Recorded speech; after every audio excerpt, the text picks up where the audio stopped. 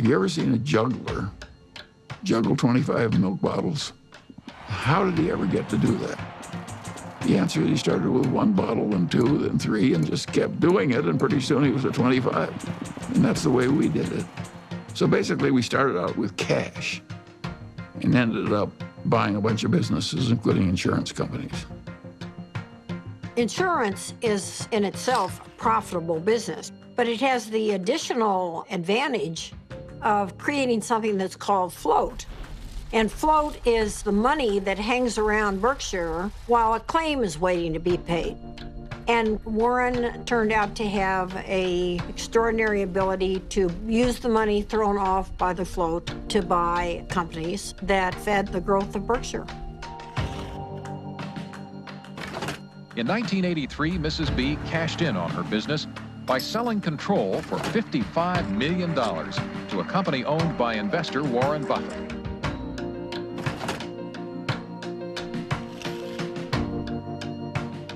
Warren was quite an expert about newspapers. He got interested in the Post because he recognized it as a greatly undervalued company. He had to write me a letter. Dear Mrs. Graham, I've just bought 5% of your company, and I mean you no harm. And I think it's a great company. I know it's Graham-owned and Graham-run, and that's fine with me. And I thought, whoa, this guy's really terrific.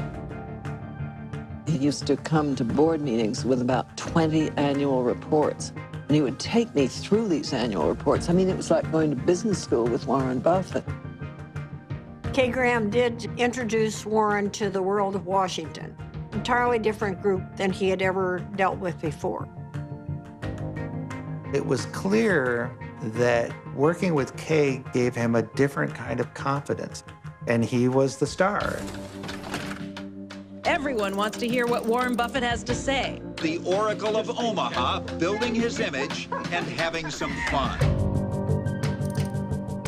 Berkshire shares have increased more than 2,000% in value. One of the largest market capitalizations in the world, and it could grow a lot larger since Warren Buffett shows no sign of slowing down. So how did he do it? By investing in what he knows and understands. Good old-fashioned American brands like Coca-Cola, Fruit of the Loom, and Dairy Queen. What inspired you? This inspired me. Find what you like. Is that what Yeah, absolutely. Today, the Coca-Cola Company will sell almost 2 billion 8-ounce servings of one form or another of Coca-Cola products. Now, if you get an extra penny a day, a penny a serving, that's $20 million a day. That's $7.3 billion a year from 1 penny more. When you own Coca-Cola, you own a little piece of the minds of billions and billions of people. That is really good. Who's got the most $100 bills these days? Well, his name is Warren Buffett in this country, and he has just displaced his friend Bill Gates as the richest businessman in the world.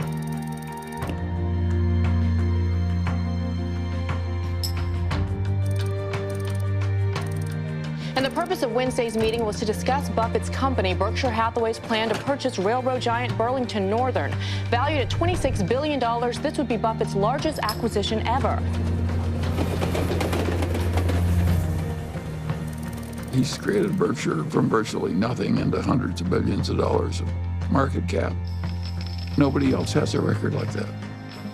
He wanted to have an outstanding reputation, that he never really upset the apple cart when he bought a business, that he kept the management in place. He was establishing a reputation that paid off later in life. It's been building and building ever since I've known him. I was genetically blessed with a certain wiring that's very useful in a highly developed market system where there's lots of chips on the table, and I happen to be good at that game. Ted Williams wrote a book called The Science of Hitting, and in it he had a picture of himself at bat and the strike zone broken into, I think, 77 squares. And he said if he waited for the pitch that was really in his sweet spot, he would bat 400, and if he had to swing at something on the lower corner, he would probably bat 235. And in investing, I'm in a no-called strike business, which is the best business you can be in. I can look at 1,000 different companies, and I don't have to be right on every one of them or even 50 of them. So I can pick the ball I want to hit. And the trick in investing is just to sit there and watch pitch after pitch go by and wait for the one right in your sweet spot. And if people are yelling, swing you bum, ignore them. There's a temptation for people to act far too frequently in stocks simply because they're so liquid. Over the years, you develop a lot of filters. And I do know what I call my circle of competence. So I stay within that circle, and I don't worry about things that are outside that circle. Defining what your game is, where you're going to have an edge, is enormously important. He truly loves to do what he does. I think investors who own Berkshire Hathaway, they see themselves as a part of a community. There are more long-term holders of Berkshire than any company. People consider it a religion. They don't buy it with the idea they're going to sell it next week. I think most of them buy it with the intent of holding it for their lifetime, just like they buy a farm or buy an apartment house. At Berkshire, everybody gets the same information from the comprehensive annual report. We don't meet with the analysts. I'm not interested in what an analyst thinks about Berkshire. I'm interested in what the owners of Berkshire think about Berkshire.